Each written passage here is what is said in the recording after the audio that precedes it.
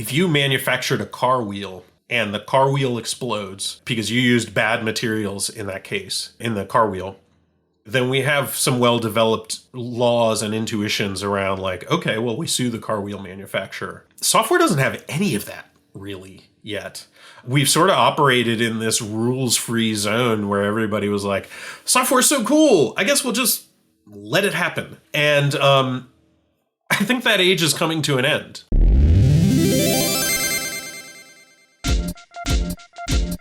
This episode is brought to you by our friends at Square. Develop on the platform that sellers trust. Here's what you could do with Square. You could bridge more experiences. You can build online, mobile, and in-person commerce experiences that connect more customers and sellers. You can build custom booking solutions. You can create and track orders. You can accept payments. You can manage and curate inventory. You can organize customers. You can manage employees. You can extend Square gift cards to your app. You can use Afterpay. And all this is powered by the world-class Square APIs and SDKs that enable you to build full-featured business apps for yourself or millions of Square sellers. So much is available as a Square Solutions partner. Learn more and get started at changelog.com/square. Again, changelog.com/square.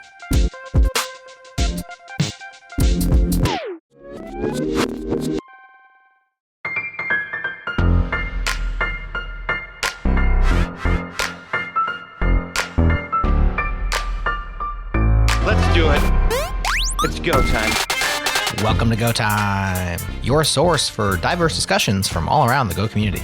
We record live each and every Tuesday at 3 p.m. U.S. Eastern. Subscribe at youtube.com/changelog to be notified, and join the Go Time FM channel of Go for Slack to chat along with us. Special thanks to our partners at Fastly for delivering Go Time super fast all around the world, and to Fly.io. Deploy your app servers close to your users. Learn more at Fly.io.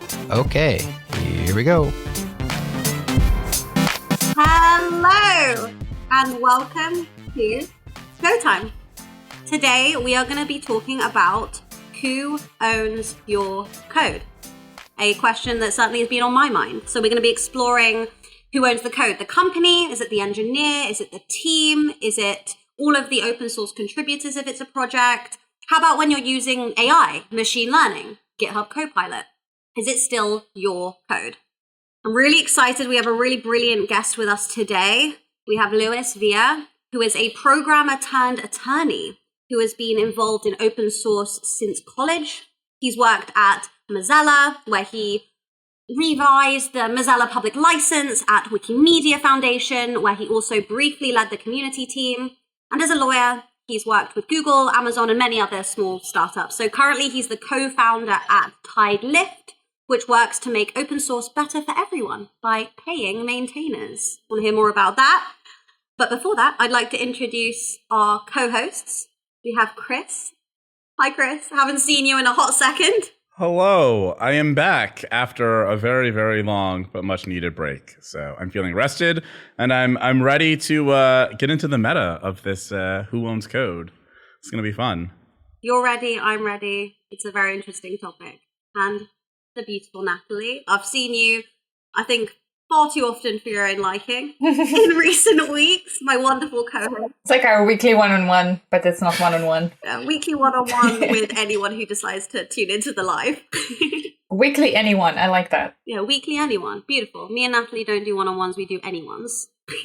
That sounds terrible. Oh, God. Luis, would love to hear a little bit more about you and your thoughts on code ownership. Well, you know, it's been a long time since I wrote anything approaching useful code, but I've been involved. I had an interviewer ask me while I was interviewing for my first law school job out of law school and law firm job out of law school. And they said, well, why, you seem to really like tech. Why did you leave tech? And I said, look, I'm not leaving tech. Like, I am only interviewing with law firms that are very much tech forward, tech first kind of law firms, right? So the goal was never to leave tech. The goal was, I was at a startup, open source, back in the first year of the Linux desktop. I was at a small startup. We got acquired. During that acquisition process, I worked with the attorneys, and I was arrogant. I was young. I was like, oh, I can do a better job than these people. So I decided after a little bit of experimenting, and I took like a night school law class that I enjoyed, a couple of night school law classes that I enjoyed. And so I decided to go to law school, right? But the goal was always all along to continue to focus on tech, and specifically very much to focus on open law, because there seemed to me at the time to be a body of lawyers who were sophisticated about technology, but they came at it very much from a patent first, control first kind of mindset. And that was something that was already starting to break down at the time. So I was in law school 2006, 2009. And there was beginning to be an understanding amongst legal academics that open was a thing. I had attended a conference of legal academics where Creative Commons was announced. That was 2001.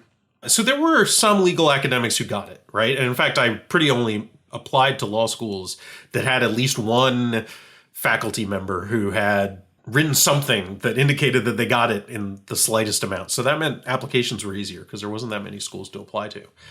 And I think that has worked out well, right? It's been a good career. It's been a fun career, right? Because I very much, the point was not that, oh, I can like make my piles of money and work 3,000 hours a year or whatever. It was, I have friends who are open lawyers who deserve better lawyering than the lawyering that they were getting at the time. And I think that's been that sense of, hey, I'm doing this to help open people get better lawyering has served me well as a sort of motto and mission, and has led to a lot of fun outcomes, right? I mean, because open people are doing a lot of fun projects, have been doing a lot of fun projects, and that hasn't changed. And I certainly don't think it's going to change anytime soon. But a lot of it does come back to this question of, like, who owns the thing, right? And I admit I have enough lawyer brainworms at this point that my immediate thought goes to like, okay, well, the contract of the, and then one of you during the top prep said, well, what about like team ownership? And I was like, oh, right. We talk in law school about this analogy that ownership is, for reasons I don't remember or maybe never knew, we talk about ownership being a bundle of sticks. And the idea is that we talk about it as if it's like one big trunk. But it's actually like a lot of different small things, right? And ownership in the code world is very fragmented because there's this sense of like, well, okay, for almost all of you, if you are working for a company, at the end of the day, your company owns the code that you are writing, at least on the company time, unless you're very careful to like not do it on company time, not do it on company hardware, and to do it in areas that are unrelated to what the company is working on. If you're doing those things and you keep it, but otherwise, as a general rule of thumb, the company owns it. So that's like the sort of lawyer brain answer. Like, well, yeah, okay, we're done here. It's been a nice podcast. Glad to talk to you all. But there's very much, of course, all these fractal little senses of, well, okay, but what does it mean when the team versus individual ownership? Because in a lawyerly sense, like the company is the one who can sell it, but who has responsibility for it within the company? Like that's not a legal question. That's a team norms, team behaviors kind of question. And there's also these questions of what exactly is it that you own, right? Because I spent several years of my career, I am what we call a transactional lawyer. Like basically I do contracts. If the contract goes wrong for some reason, that is somebody else's problem to argue about it in court. And so I've only ever been to court for work once, which was a little case called Oracle v. Google. And you might have heard of that one. And the question at some level was about who owns, or can anyone own, the idea of an API, right? And that's probably not something you're thinking about too much in your day-to-day, right? And your corporate lawyers probably aren't most of the time either. They're not thinking about who owns the API. They're just thinking about like this file, right? Or this binary that we're distributing, or these days often this SaaS that we're putting out over the internet. Your customers never actually see code except for whatever's JavaScripted or WASM'd or whatever. But, and of course that's a whole nother thing. Anyway, I mean, it's just fractal and we could talk about it for way more than an hour, but that's sort of my like 10,000 foot overview is that there's both this ownership in the legal sense, but very much also in the code and culture sense. And we can talk about any or all of those, including, to some extent how Go is different. I mean, its packaging system is one of those things that occasionally makes lawyers tear their hairs out a little bit because it's not something so many of our lawyers, not our lawyers, well, our lawyers too, but our licenses predate Go, right? They predate some modern language distribution practices. And sometimes that shows up. We wrote technology specific things for like C or C++ into our licenses. And then somebody says, well, how does that work in the case of Go? And the answer is, I have no idea. I guess those of you listening to this as a podcast can't see the face I just made. So just assume like perplexed. Search Giphy for your favorite perplexed GIF. And that was me just now. So where do you all want to start with that? I also have a kind of meta view of some of this because I think similar to what you were, the line of thought you were going down, where it's like, okay, well, there's the code that you've typed, the thing that you've written, but then there's like the knowledge of writing it and the idea of the thing. And that's where like the API question is very interesting because it's like, oh, well, someone else, like if you retype the same code, is that the same thing? Or like, what if you type it slightly differently, but it's conceptually the same thing? Like, how far do you have to get away from, how different does something have to be before it's like, okay, now someone else can own this thing? I remember over the years talking to lawyers about, you know, all the non-competes and things that we tend to have. And one of the things that lawyers consistently told me, at least in New York, is that like, your employer has no right to the knowledge that you gain, so they can have ownership over the code that you write and the things that you produce, but they're not allowed to say, well, we gave you this knowledge, so you can't take it over there and use it in one of our competitors. I always found that very interesting as well, because it's like, oh, well, this is like another aspect of things. It's like, is an API knowledge, or is it like the code that you've written, or is it, so there's this really meta aspect, for me at least, to the whole idea of ownership. Oh, yeah. I mean, absolutely, right? And by the way, you know, you specifically called out New York, and Natalie said in pre-chat that which she wanted to ask about the EU. We as open source programmers and open source developers of various sorts tend to make an assumption that we can write a license that applies across the entire world. And in most law, that's like a completely laughable idea, right? Like somewhere between laughable and like actively considered harmful. And so we're sort of lucky in some ways that the core concept of copyright, which is what applies to that actual written thing, distinct from the ideas, is actually a global standard. A treaty called the Berne Convention, that's 1908, maybe 1903. So copyright has been standardized across the entire world for 100 years, which makes it a good platform for lawyers to build a global system on. If you're talking about databases, no global platform, no global legal platform. So writing a database license is responsible for a lot of these gray hairs. Again, sorry, podcast listeners, you should watch it live next time. And similarly with AI, we don't know how some of this is going to play out. We can offer guesses, and frankly, they're very interesting guesses. It's a very fun theoretical game, but we don't know how it's going to play out in court. And by the way, Chris, I think the other meta thing that's really interesting for programmers, I often like to remind developers that writing a contract is like writing code and then not executing it at all. And you just sort of are reading it and like we all agree more or less on what the output should be. But until it's actually been executed, which happens through a court, right? A court says this is what the thing is, then we don't actually know what the outcome is. So everything that I say here is going to be based on like a handful of things, right? Part of the challenge in Oracle v. Google is that we'd all been operating under these assumptions about what copyright law was, but there had been no litigation over whether or not an API could be copyrightable since the 80s. So the closest analogy we had was Lotus 123 drop-down menus. And like, it turns out things have changed a lot since then. But because it hadn't been executed by a court, we really didn't know how this was going to turn out. And so that makes predictions. This is why a lawyer's favorite phrase is, it depends. There's one thing I want to stick a pin in before we move on, Angelica, and it's that idea of AI. And I also want to call out code generation, and I really want to talk about that later because I think that's also like a very interesting thing. The first thing you said was like, oh, who's typing the code at the end of the day, and that's how copyright is generated. So I just want to make sure we circle back to that later. Absolutely. I also want, for those of us who weren't following that Google law case step by step, every step of the way, once it had been litigated, what was the conclusion? Well, so To take a step real quick back just to the very beginning, Sun had created Java, and originally the Apache project, sort of funded by IBM, had re-implemented Java. Complete clean room, very strict, very effective clean room, as best as we could tell from the pieces afterwards. Literally just a handful of lines, probably out of several 100,000 in that re-implementation, that ended up looking like they were actually perhaps copied and pasted rather than a true clean room re-implementation.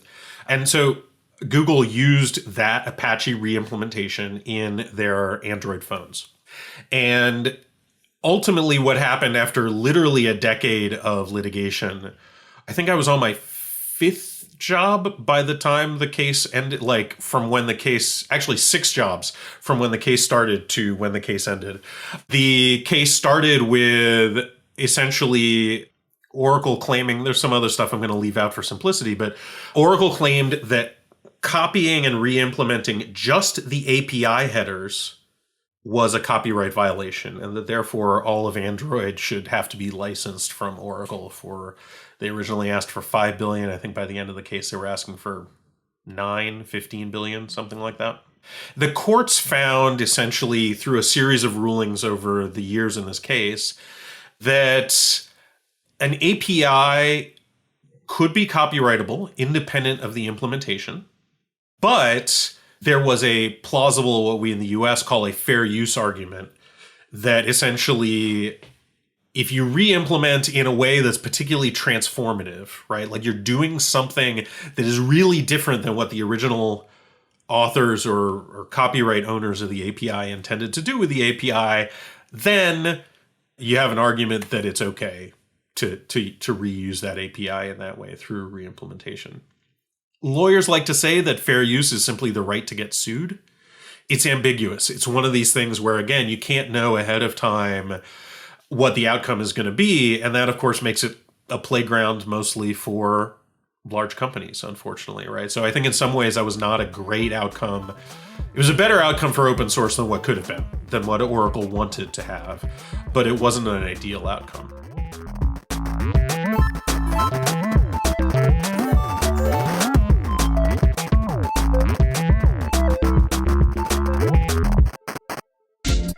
Hey friends, this episode is brought to you by my friends and potentially your friends too at Fire Hydrant. And I'm here with Robert Ross, founder and CEO of Fire Hydrant. And Robert, there are several options out there for incident management, but what is it that makes Fire Hydrant different? The reason that we think that Fire Hydrant is onto something is because we're meeting companies really where they are. We faced the same problems that every company in the industry that is building and releasing software is also facing. So we want people to be able to sign up for Fire Hydrant and immediately be able to kick off an incident using the best practices that we've built and we've experienced and have gathered through the other amazing customers that use our tool. It really is a very quick time to value. And we want people to have a long jump from where they are to where they want to be in incident management. I love it. Thank you, Robert. Small teams up to 10 people can get started for free with all Fire Hydrant features included. There's no credit card required to sign up.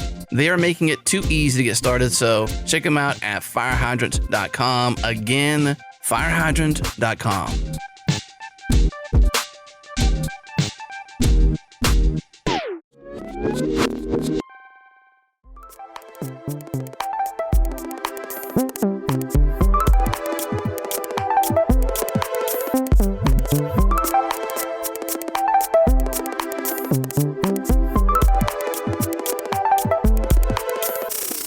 I want to ask one step back, kind of. When we talk about code ownership, what exactly does that mean? I own the code. Whether I am an individual, a company, or anything. Does it mean I'm allowed to make money of it? Does it mean I can print it and hang it at home? Does it mean something else? Well, I'm going to give you my lawyer answer to that. Those of you whose GitHub accounts do things other than commit to other licenses, which is pretty much all I do these days, with my GitHub account, will have better notions of code ownership as a cultural practice among programmers, right? Like who's responsible. I do want to talk a little bit about that one, but let me put a pin in that and come back to it. The basic system since the at least the 60s in the US, I'm not sure exactly the timeline in the EU, but I would imagine similar, is that, well, actually, let me go back even further.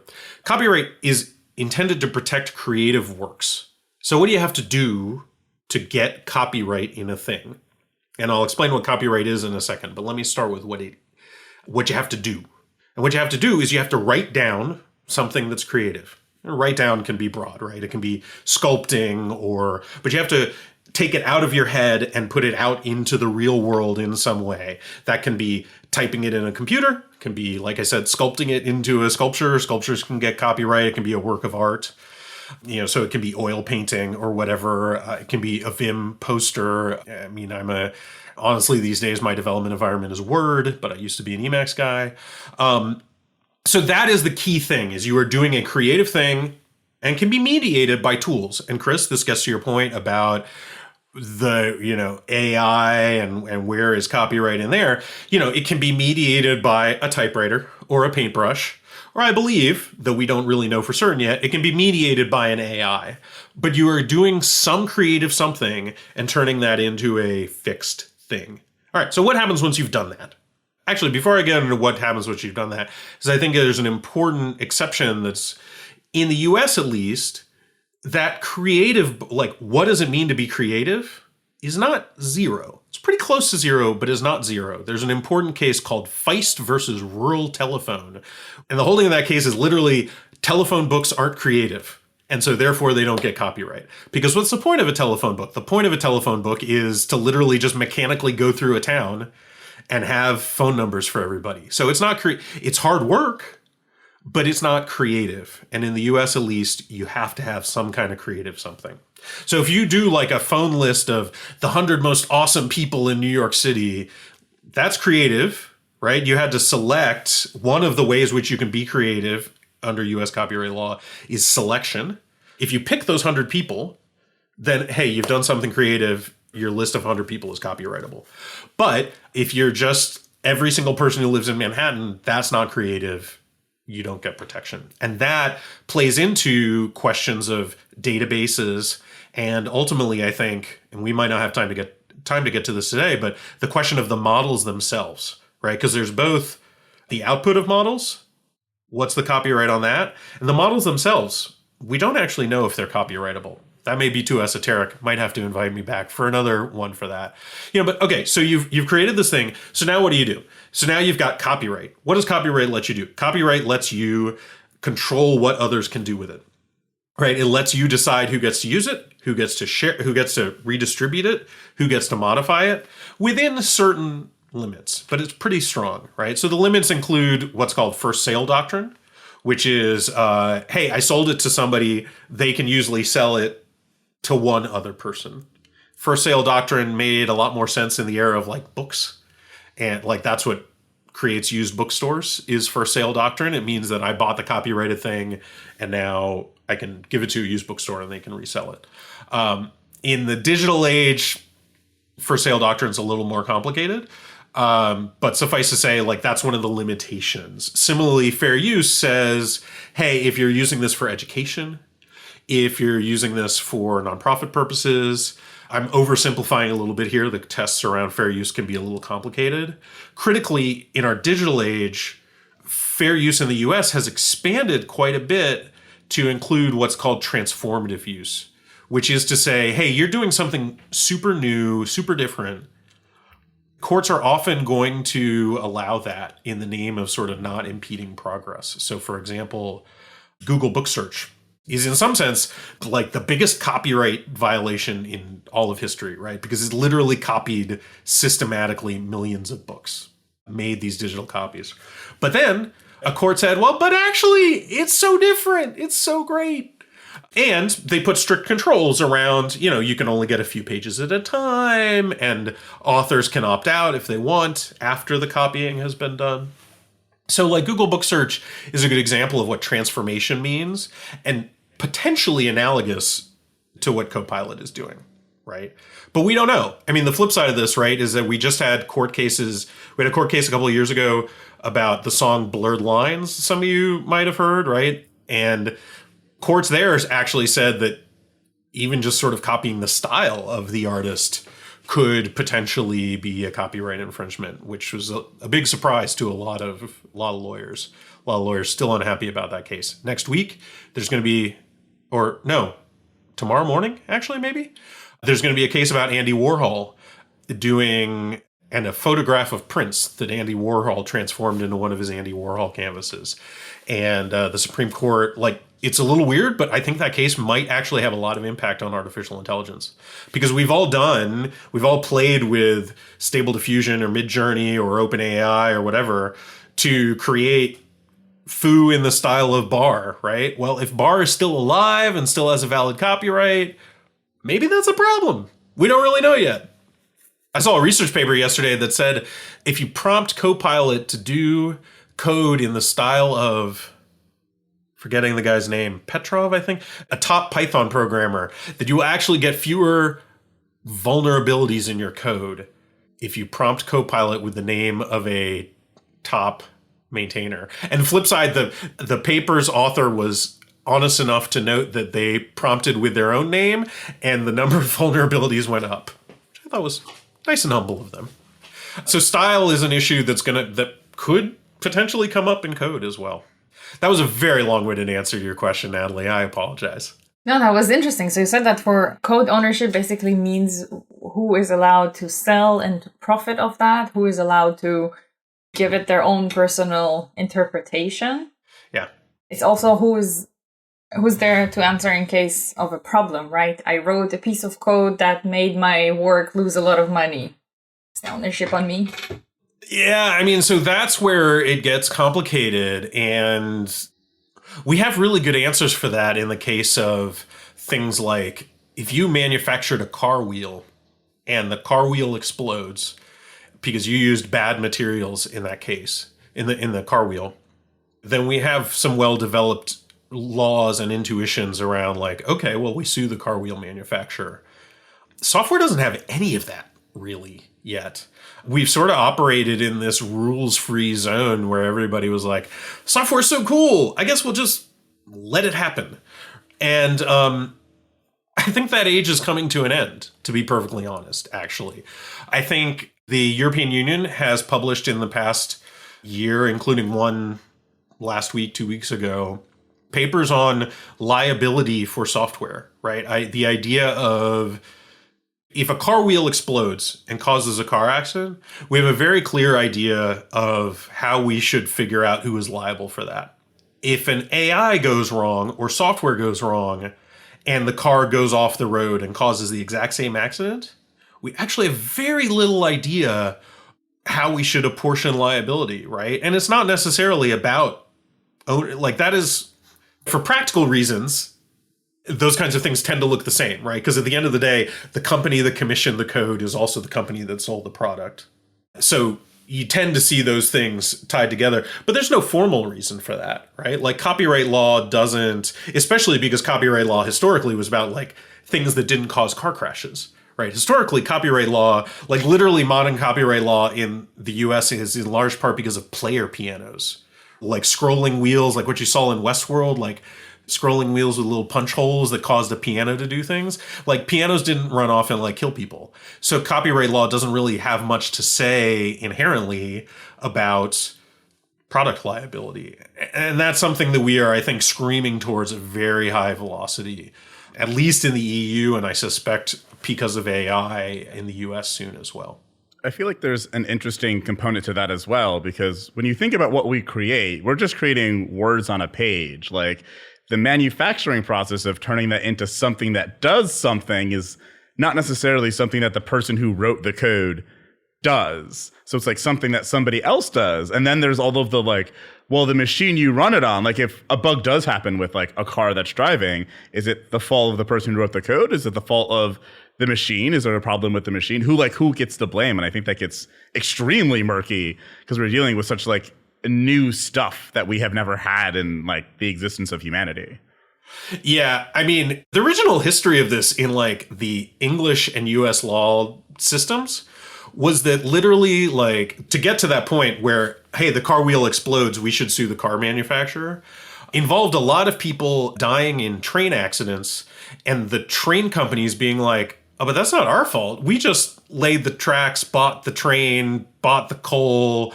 It's the guy who was driving. It's their fault. So you can't sue us. And that actually, like, as a matter of law, was like a good argument for decades.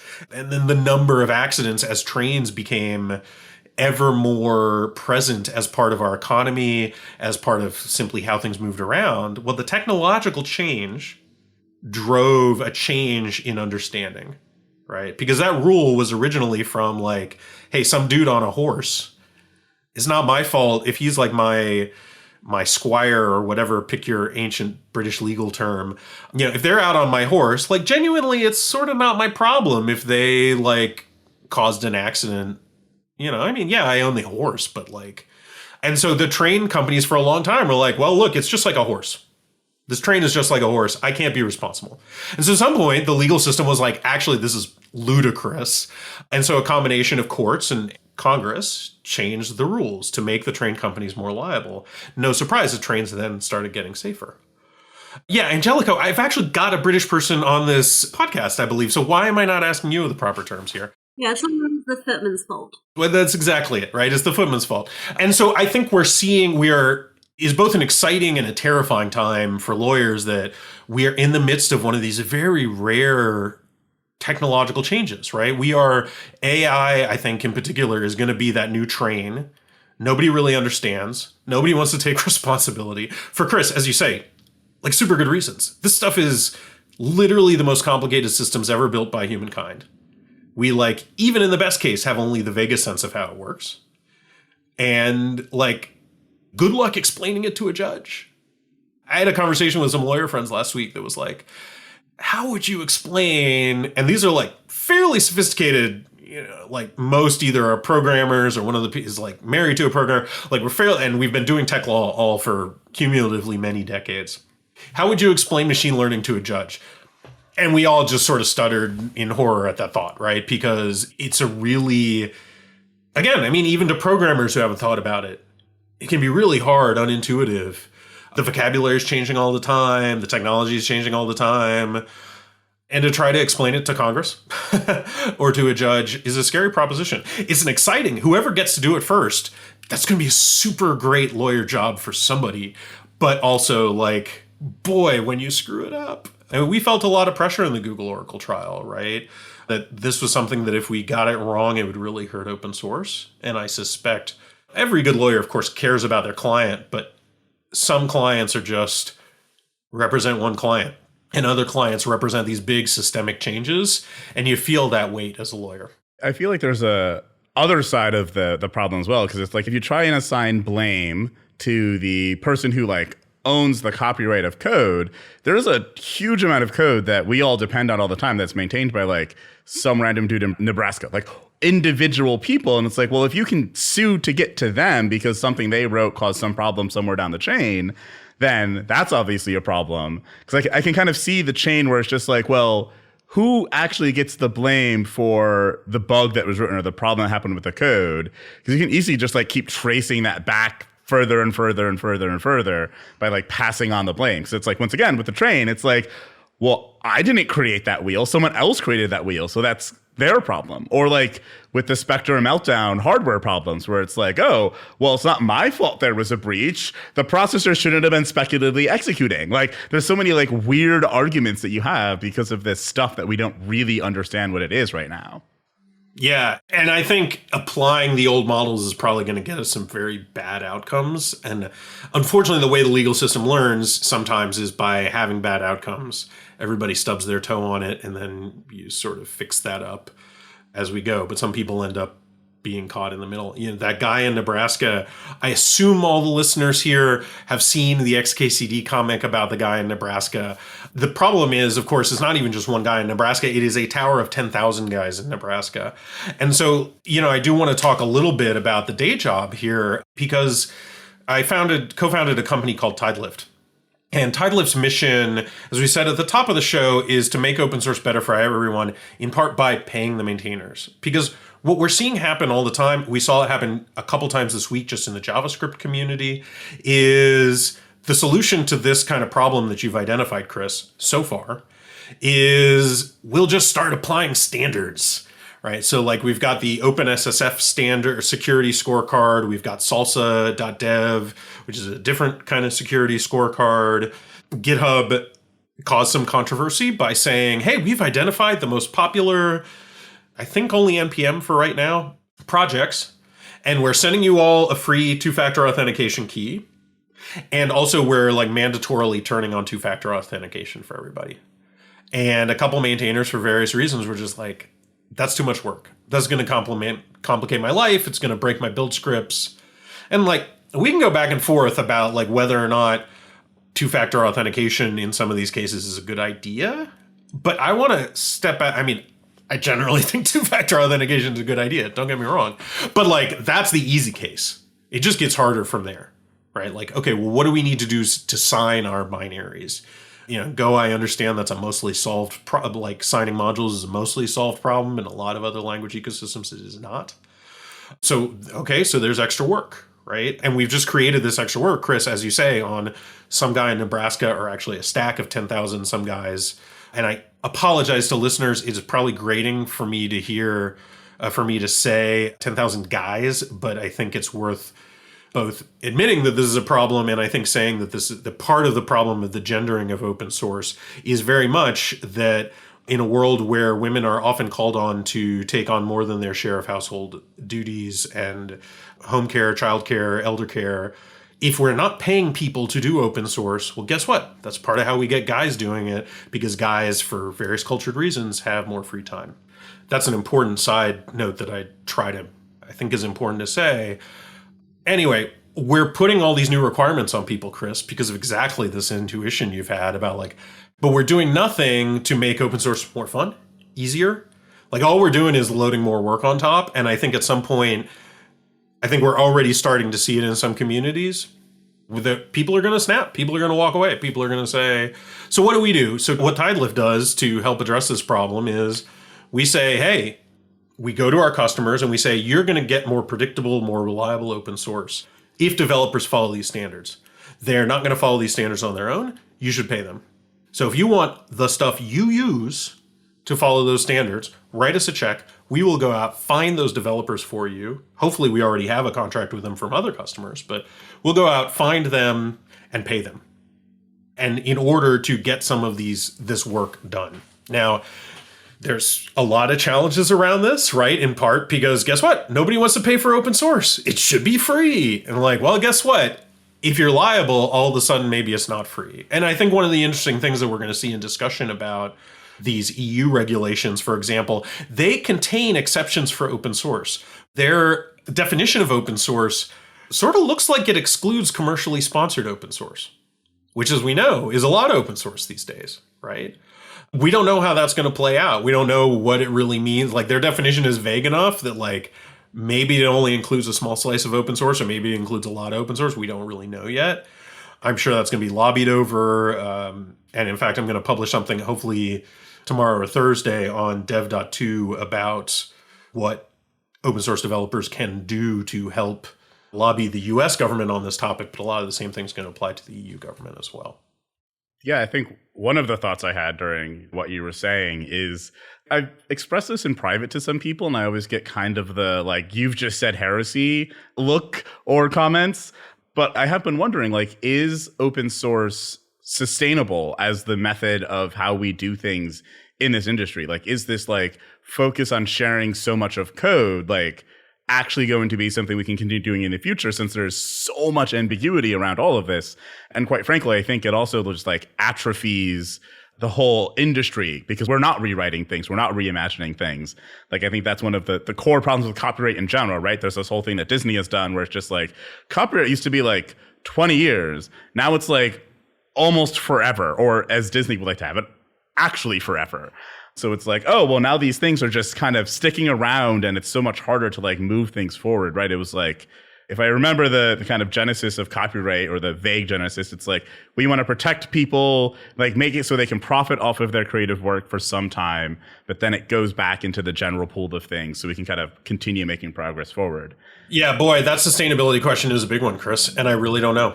I'd like to say that we have a real clear answer to it. I mean, certainly, I think that Tidelift is part of the answer to that, but I think it's a really good question to be asking. And that heresy, it is an elephant in the room that a lot of people, I gotta say, I get a little frustrated when an employee of $1 trillion company is like, I don't know, paying people, open source seems to work fine for me. And I'm like, well, yeah, because you literally work for $1 trillion company. But a lot of the software you rely on, and certainly that of your customers rely on, they don't have that luxury, right? It is the kind of thing, you got a puppy? Puppies are often more fun than replying to pull requests from automated bots. And Chris, I think one of the interesting things, we've been a little backward focused, but I think there's a lot of cool stuff. I know we're flying through this time. I think there's a lot of interesting questions about this, future looking around machine learning, Copilot, things like that. And part of those go to what you're saying. Chris, you were saying, well, the original motivation for copyright was there's sort of 3 original motivations for copyright that vary depending on who you're talking to. So in the US, in the Constitution, it says that the purpose of copyright is to encourage authors, right? So it is a very utilitarian, we're going to give you this copyright, and as a result, you're going to create more stuff, and that's a bargain that we're going to have, right? We're going to give you this monopoly, which otherwise the founders super against monopolies, but they created the copyright monopoly specifically in order for the rest of us to benefit from this incentive of a whole bunch of stuff being created. So that's one story. In the EU, really, actually most of the rest of the world except the US, it's more like your creativity is like a part of you. It is part of your human nature is to create. And so there's often what are called moral rights. The idea that inherently you have some control over the thing that you've created, even if it's not productive, right? Even if there's no social value to it. And we're going to be running headlong into that with all of the foo in the style of Bar. Bar is going to be really irritated that their moral rights were infringed. And by the way, the third, the original copyright was literally just basically a tool of censorship for the UK government in the early 1600s. It was a way for them to control printers. And I think, Chris, there's a really interesting discussion we're going to have over how does open source probably won't be mediated through copyright, but as you were saying about liability and security, how does government interact with this? Because it's one thing if these big businesses are running around saying hey, we should make this stuff more secure. It's very different if governments are running around saying the whole world needs you to be more secure, right? That's big thing that we still haven't really wrapped our heads around. Yeah, it doesn't help that our legislators aren't very tech savvy and they tend to write a lot of laws that you're this makes no sense, or ask questions in hearings that are questionable at best. Yeah. There's 2 parts of that, right? That's the one, and again, I'll try to be quick here. That's the one that everybody thinks about because we've seen our legislators on TV and it's terrifying. But there's also this thing where, so legislators sort of provide you a rough draft, right? And then the courts are used to refine that. But because litigation has gotten so expensive and everybody hates it, we don't do the refining of the rough drafts anymore. Right? It sort of becomes industry convention, and that sticks us with a lot of cruft. That I think is a problem. Natalie, you had a question you wanted to? I wanted to say that that's a couple of topics back, but I'm a contractor, so I have clients around the world. I see all sorts of different contracts. And one time I had a contract with a California-based company, and there was a clause that said that any damage that I cause, I am responsible of it. So back to the conversation about that Nebraska person. Mm-hmm. Contracts can say that. The good news / bad news is that you are probably what is known as not a deep pocket, right? They're unlikely to sue you because what are you going to give them? Your collection of goldies would not be worth much to them. I was really terrified. Exactly. You probably should have negotiated that out. But that's one of these ways in which the legal system is very unbalanced, unfortunately. And that's a whole nother rant for a whole nother show. Especially the American one. But the thing is, some friends who work in California said that this is actually a normal clause, that they had this in contracts in the past. I think nobody from working in California is on this panel, so maybe somebody listening can keep me honest here. But I've been just told, yeah, don't worry, it's always there, just don't take it seriously. Well, there's a whole nother thing about cruft in, again, another rant for another day. How lawyers deal with cruft could learn a lot from how programmers deal with cruft. Because a lot of this stuff we don't have any sense of dependencies or module reuse or anything like that in law. And so you get stuff that literally just gets copy pasted. Like imagine if you copy pasted all your code all the time. We as programmers know, of course that creates errors, right? And we have linters and dependencies and we have all that kind of stuff. Lawyers have none of that. And that is a problem. Though I'm curious to see if machine learning helps us with that in the future.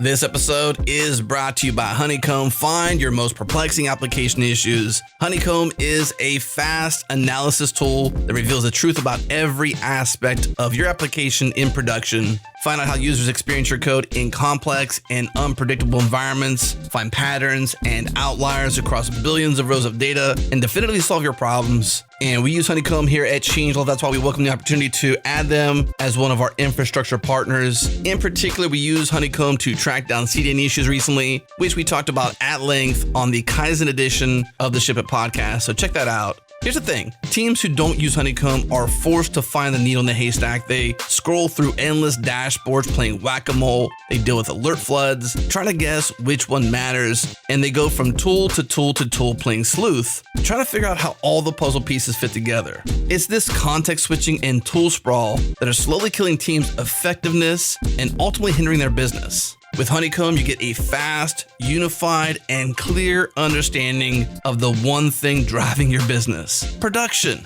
With Honeycomb, you guess less and you know more.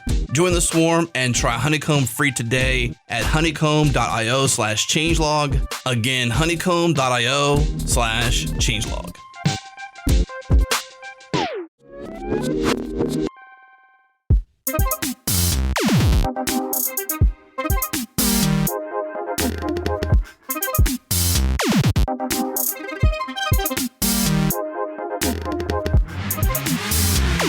I was going to say that, like, when you were talking about how we have, like, the laws get written and then they don't get tested or refined, I'm like, that's kind of like writing code, but without test. And you're just kind of like, I don't know, it's just running out there and we have no idea if it's, like, doing the right thing or doing what we intended. We just wrote it.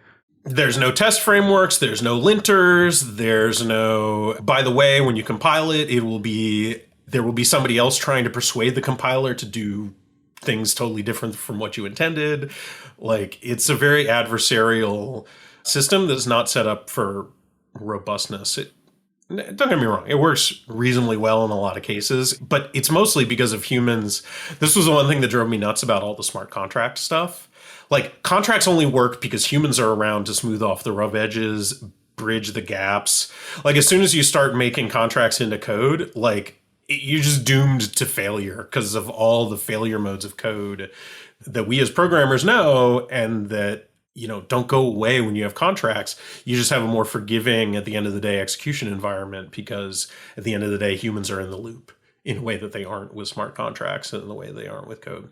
I find it interesting how it also causes some, like, class problems as well. Like, I have legal insurance, so every time I get a contract of any sort, I, like, send it to lawyers to review. I'm like, is any of this weird?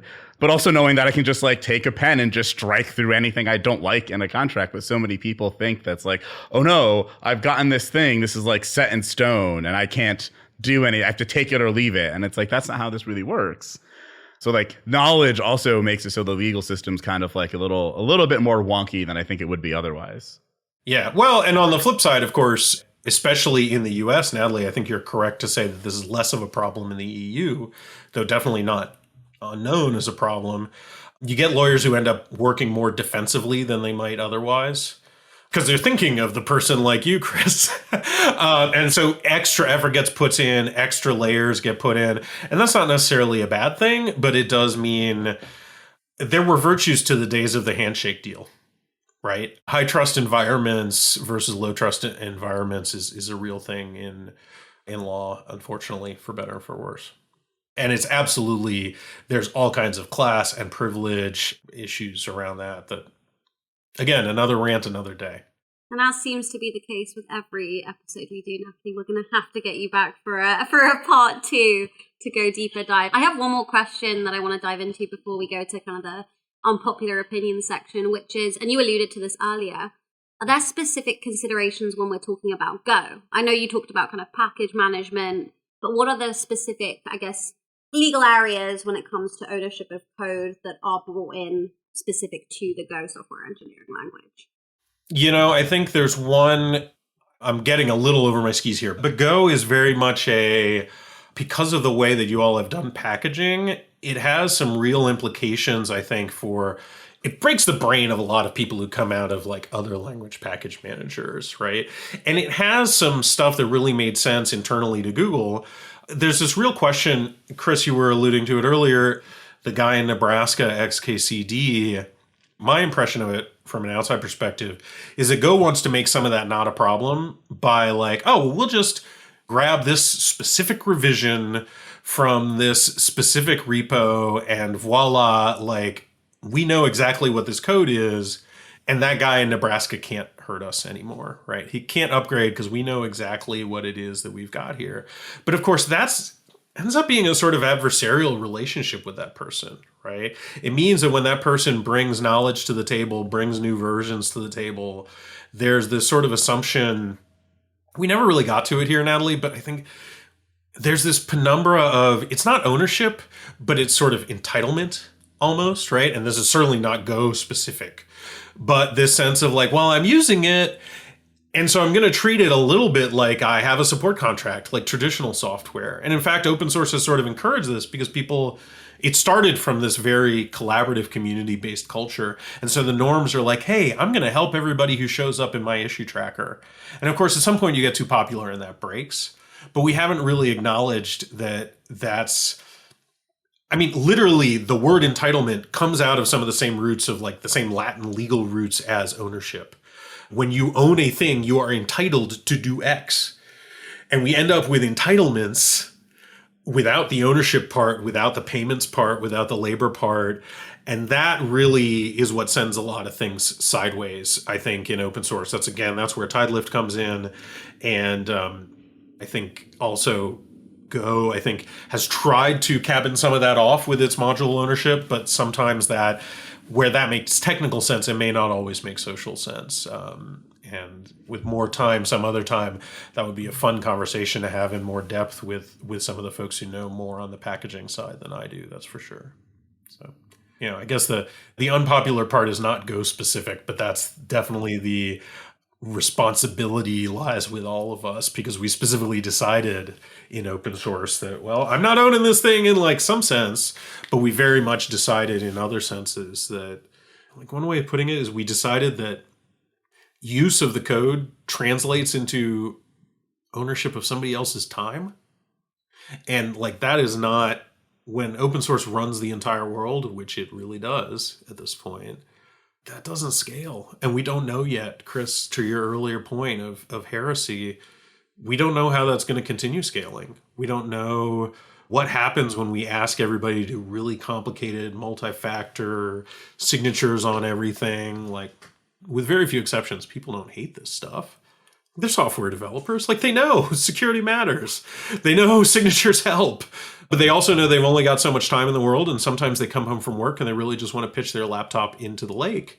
And that does not help you close out your issues if you've pitched your laptop into the lake, right? So we're going to have to figure that out. Might involve buying some people some laptops, or maybe writing them a check, or maybe it'll involve helping them with AI, which we really didn't get to at all. But again, maybe next time. So I remember a conversation that happened, I think, among a smaller group of people within the community. But when modules were being designed and developed, one of the comments that kept coming up was like, this is biasing toward the consumer instead of the provider, the maintainer. And is that a thing we really want to do in the Go community? And what effect is that going to have on people's ability to actually maintain and build open source things? And I think we're really starting to see some of the outcomes of that with like what Ben Johnson's been doing, where he's just like, I don't want contributions. I don't want I don't have enough bandwidth to kind of deal with some of these things. And I think we're going to see a lot more people that just are like, well, I can't, like, if there is a bug and now I have almost no recourse to fix it, or I can't get people off old versions of things, or I can't, that does kind of erode the ability of people to do open source, really, which erodes our ability to, maintain the modern world in a sense. Yeah, absolutely. And, that's one thing I would say to the Go folks. You're not alone in that. Every ecosystem is struggling with that. There are different flavors caused by different technical choices and different cultural choices along the way. But the core problem, I can't wait. We did a Tidelift conference right before the pandemic. I can't wait to do our next one, because very much a theme is going to be how can people across many language ecosystems share notes, figure out what this looks like, because it's very much not, if you feel alone, if you're having a bad day and you want to chuck your private keys away and never log into GitHub again, like, you're not alone in that. That is a common thing, right? And GitHub is going to bust their butts. I will give them credit. They're trying to do a lot to make some of this easier for maintainers.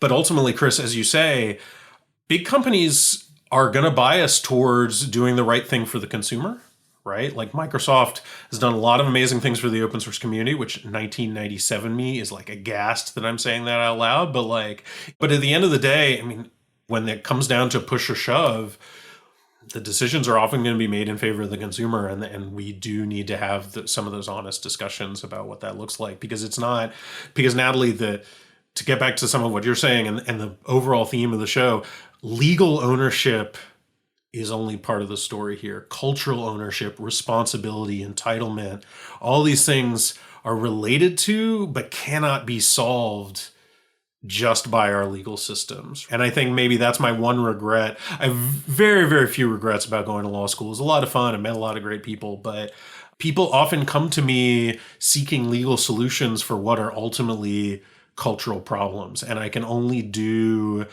best lawyers know how to straddle that gap. Right. And I like to think that is certainly my biggest strength as a lawyer, especially in this space, is how to straddle that gap. But it's not easy, which actually, by the way, reminds me, side project, fun project, and then we'll leave. I know we're running out of time here. I am writing a newsletter called openml.fyi. It is new. I literally sort of launched it to some friends a couple weeks ago and more broadly yesterday, but is literally about these questions of how open and machine learning overlap, which includes questions like, is this the end of no warranties? Because every open source license, as you pointed out, Chris, has like big all caps text that says no warranties. If you break it, you buy it. And what does that mean in light of EU regulation? Be talking about a lot of this stuff like Copilot there as well. So would love to have you all back. But for those of you who are curious about that topic, it's a Ghost AGPL powered newsletter, openml.fyi. We'll add it in the show notes. I want to end with because I know we got to get to unpopular opinions, but I just want to say one of the things I always think about when we get into these conversations is people tend to think humans are transactional and they're kind of mean to each other and we want a war and all of that. And I feel like the existence of open source and the existence of our industry as a whole proves that people are a lot of times selfless and will sacrifice a lot just to make other people feel good, just for the happiness of other people. And I think that's shows how incredible and how collaborative we are as a species. And I think more of us need to remember that, especially in the times we are now. We are not necessarily this always angry at each other, always warring, always territorial species. Quite often, most of us are just these. We just want to help our fellow people out. It's been too long since I worked at Wikipedia, but I mean, here's this thing. It's this amazing cultural treasure, and anyone can go and graffiti on it at any time. And something like 1 in 1,000 edits are spam, right? Think about what that says as to exactly your point, Chris, right? Actually, most of the time, most people, we all want to make this work, right? And open source, open data are very much, I think, genuinely amazing. That's why I enjoy doing it, right? There are a lot more lucrative things probably all of us could be doing with our lives. But yeah, it's human and humane in a great way. Lovely note to end the episode. We're going to have to get you back for a part 2 for sure. But before we let you go, we're going to be doing a little bit of unpopular opinions. Unpopular opinions. I actually think you should probably leave. Unpopular opinions. to you, Lewis. What is your go time unpopular opinion? Oh boy. I mean, the one I have in the show notes is absolutely the one I already nailed, which is, hey, we should all be paying for this, right? We got it for free for a long time, and that train is running out for very human, decent reasons, right? Like, it's not like I think companies are bad for having used this stuff. But as Chris was saying, sometimes you raise that in polite company. Oh, I will never forget. So there was this project that I was invited to come to a meeting about, right? I won't be specific, but it was one of many, many, many, many, many open source metadata projects. And people went on for about 45, 50 minutes. And I was like, okay, but why are volunteers going to create all this metadata for you? Quiet, silence, quiet, silence. Okay, but why? What's their motivation? I don't know. It's probably just going to happen. Needless to say, that project has not really gone much of anywhere. But I was treated as like a pariah and literally not invited to future meetings for a while because I had dared to ask this question of why would people do this? Unfortunately, I still get that all too often. I think, to be fair, lots of people are getting the message finally, but it's taken longer than it should have. That's my sadly unpopular opinion today. It's like that meme about that guy that's being thrown outside of the window. Wait, which thrown outside of the window? Now I gotta Google this. Where it's like they're all in the meeting. It's like this comic strip that... Yeah. Mm-hmm. Yeah. Yep. Been that guy. Intrigued to see how unpopular or in fact popular that opinion is. And then I want to ask you, Chris, for an unpopular opinion, given that we're just getting you back. And I'm sure you have something on your mind, you always do. I have so many unpopular opinions.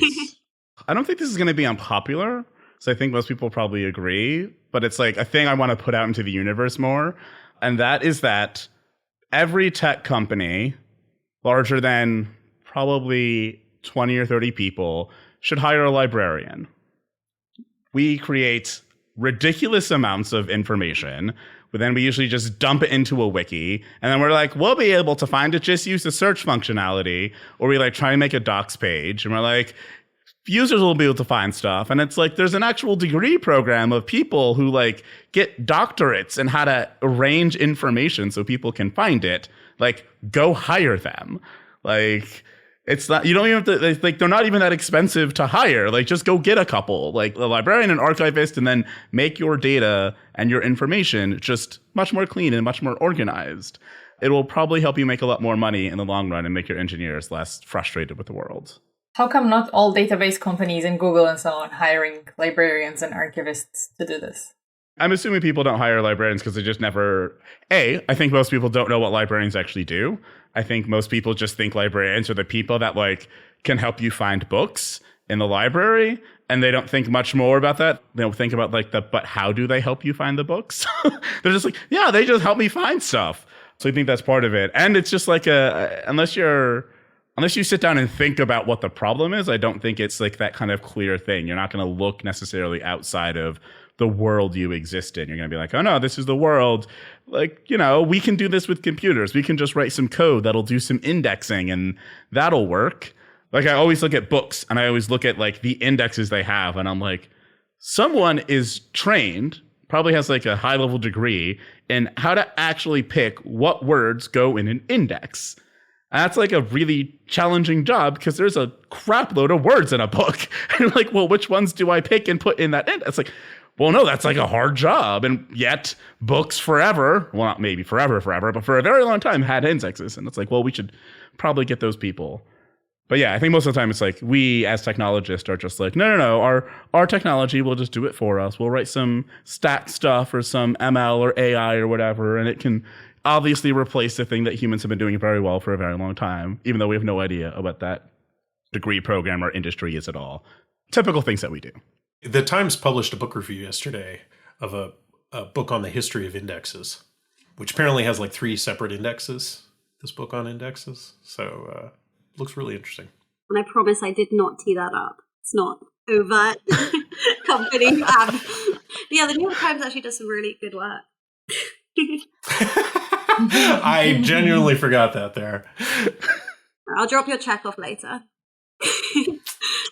Just a discount on my subscription. That's all I ask. We'll chat. It has been an absolute pleasure having you on the show. Thank you so much for joining us. It's also wonderful to have you back, Chris, and wonderful as always to have you kind of co-presenting with me, Natalie. And regrettably, we're now going to have to say goodbye. So thank you all, and hoping to have everyone together again soon. Yeah, absolutely. Thank you.